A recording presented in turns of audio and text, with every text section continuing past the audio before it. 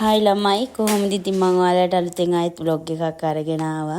මේ සැරේ අරන් ආවේ නම් ඉතින් අපේ ගෙදර මහා ගෙදර පින්කමක් තිබ්බා. ඒ ගැන තමයි ඉතින් vlog එක අරගෙන ආවේ.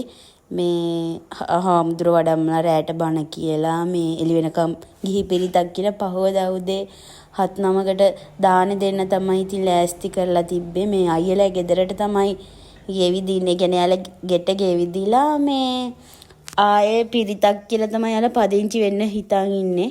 ඒ ගැන තමයි මේ සැරේ ඉතින් මම vlog එක අරගෙන ආවේ ඔයාලට. බලමු ඉතින් විස්තර ටික.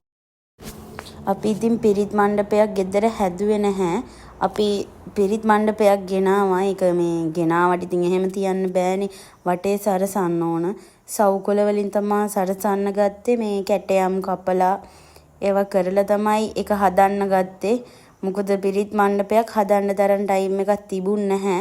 ඒ හින්දා අපි ගෙනාවා. මොකද ඒක ලේසි අනික අපිට ඕන විදිහට අපිට වැඩේ කරගන්න පුළුවන්. මං හිතන විදිහට ඉතින් පාටි දාලා මේ මිනිස්සුන්ට කන්න බොන්න දීලා එහෙම වියදම් කරනවට වඩා මේ වගේ දෙයක් කරන එකෙන් ගෙදර මිනිස්සුන්ටත් හොඳයි. ගෙදර කියන්නේ ගෙදරටත් හොඳයි. මොකද විනාශකාරී දෙයක් නෙවෙයිනේ හොඳ දෙයක් කරන්නේ. ඉගෙන ගන්න පොඩි ළමයි දෙන්නෙක් ඉන්නවා. එයාලගේ ගෙනීම් කටයුතු වලට වුණත් මේ දේවල් හොඳට බලපානවම හොඳට අනාගතයක් තියෙනවා. මොකද මේ වගේ දේවල්ද අනිවාර්යෙන් කරන්න ඕන. ඔන්න ඉතින් පිරිත් මණ්ඩපේ හදලා ඉවරනාට පස්සේ මේ විදිහට තමයි තිබුණේ. අපි පළවෙනි දවසේ එක හාමුදුරුවෝ නමක් තමයි වැඩමුවේ. හාමුදුරුවෝ බණ කිව්වට පස්සේ තමයි ඉතින් අපි පිරිත් කියන්න පටන් ගත්තේ. පහවදා උදේට තමයි අපි 6 නමක් එක්ක කරඬුවත් වැඩම කරේ. මොකද මේ පහවදාට හොඳයිනේ එහෙම. හාමුදුරුවෝ ඉතින් පැයක් විතර බණ දේශනය කරලා හාමුදුරුවෝ ආයෙත් යන්න ගියා. මේ ඊට පස්සේ තමයි ඉතින් ආයෙත් පිරිත් කියන්න පටන් ගත්තේ. පිරිත නම් එළි වෙනකම්ම තිබුණා.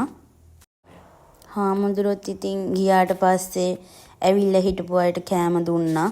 එයාලා ඉතින් කෑම කාලා යන්න ගියාට පස්සේ තමයි ගිහි පිරිත පටන් ගත්තේ. ගිහි පිරිත පටන් ගන්න කලින් මේ එළියේ පහන් පත්තු කරලා ආශිර්වාද කරලා තමයි පටන් ගත්තා. එළි වෙනකන් කොහොම හරි පිරිත කිව්වා ඔක්කොම කට්ටිය.